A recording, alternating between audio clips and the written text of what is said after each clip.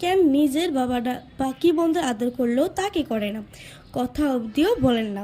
পদ্মজা বহুবার হেমলতাকে জিজ্ঞেস করেছিল, আমি কি তোমাদের সত্যিকারের মেয়ে আম্মা, নাকি সন্তান হয় না বলে কি দত্তক এনেছিলে? আব্বা কেন আমাকে এত অবহেলা করে? ও আম্মা, আম্মা বলো না। হেমলতা নিশ্চুপ থেকে অনেকক্ষণ পর জবাব দেন, তুই আমার গর্বের সন্তান, আর তোর বাবারই মেয়ে। এখন যা পড়তে বস, অনেক পড়তে হবে তোর। ব্যাস এইটুকুই। যতবার প্রশ্ন করেছে একই উত্তর পেয়েছি, কখনো কখনো শব্দের নড়চড়ও হয়নি। পৃষ্ঠা নাম্বার 14। এত কি ভাবছিস, তাড়াতাড়ি খেয়ে ওঠ। হেমলতার কথায় পদ্মজার ভাবনার সুতো ছিঁড়ে গেল। সে দ্রুত খাওয়া দাওয়া শেষ করে। হঠাৎ তার মনে পড়ে আজ বড়ই আচার বানানোর কথা ছিল। সন্ধ্যার পরপরই বিদ্যুৎ চলে যায়। কয়েক মাস হলো গ্রামের বিদ্যুৎ এসেছে। 8 গ্রাম মিলিয়ে অলন্দপুর। তাদের গ্রামের নাম আটপাড়া।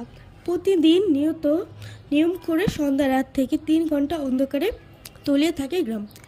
সারাদিন তো বিদ্যুতের নামগন্ধও থাকে না, তাহলে বিদ্যুতের লাভটা কি হলো? পদ্মজা, পূর্ণা, প্রেমা 3 বোন একসঙ্গে পড়তে বসে। হঠাৎ বিদ্যুৎ সংযোগ বিচ্ছিন্ন হতেই মরলবাড়ি অন্ধকারে তলিয়ে যায়। 9 বছরের প্রেমা খামচে ধরে পূর্ণার ওড়না, পদ্মজার ওড়না। পদ্মজা মৃদু স্বরে ডাকলো, আম্মা, আম্মা।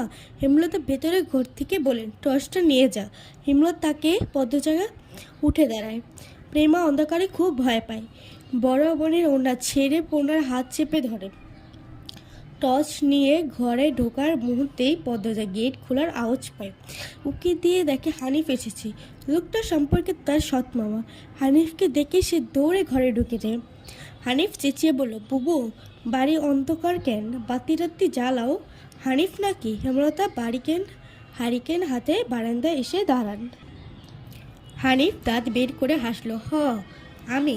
আয় ভেতরে আয়। হানিফ বারান্দা পেরিয়ে বড় ঘরে ঢুকে বলল, তোমার ছেলেগুলো কই? ঘরেই আছে, পড়াশোনা করে, এই অন্ধকারেও পড়ে? অবাক হয়ে বলল হানিফ।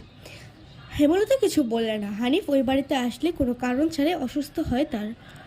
তিনি প্রশস্ত হেরাতে বললেন, ওদের খাওয়ার সময় আছে, তুইও খেয়ে নে। এখানে খামো না, তোমার সরাইখানা যাইতে হইব। তা উচ্ছ্বাসিত শেষ বাক্যে রসিকতা ছিল।